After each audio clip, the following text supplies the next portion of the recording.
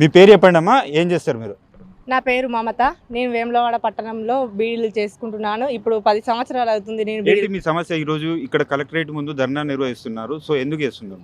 మేము 10 సంవత్సరాల నుండి బీడీలు చేస్తున్నాము. కొత్త పింఛన్లు ఇస్తా అని గత ప్రభుత్వము చెప్పింది, ఇప్పుడు ఉన్న ప్రభుత్వము చెప్పింది. కొత్త పింఛన్లు ఇవ్వలేదు. ఇస్తా అన్న పింఛన్లను కూడా ఎక్కువ ఇస్తా అని చెప్పింది, అయినా కూడా ఇవ్వలేదు. మాకు కొత్త పింఛన్లు అమలు చేయాలి.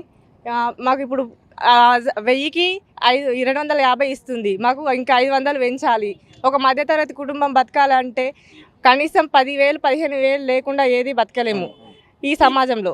అయితే ఇప్పుడు ఒక భర్త చేస్తేనే ఒక కుటుంబం గడవాలంటే నడవదు కదా. ఒక కుటుంబానికి కొంచెం ఆడవాళ్ళు కూడా సహాయం చేసి కొంచెం ఇంటిని నడిపిద్దామా అనుకుంటే ఈ బీడీల పైసలు కొంచెం కూడా మాకు పిఎఫ్ కానీ ఏదైనా కానీ మాకు రావట్లేదు.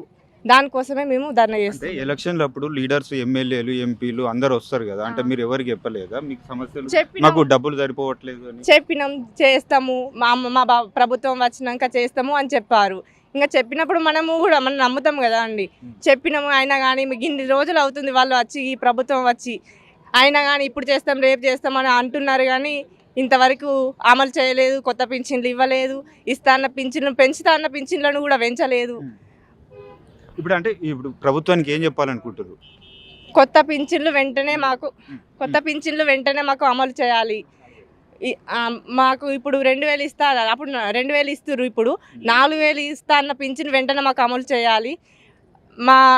ఈ 1000కి 500 వెంటనే మాకు అమలు చేయాలి. ఈపీఎఫ్ 7,500 వెంటనే మాకు ఈ ప్రభుత్వం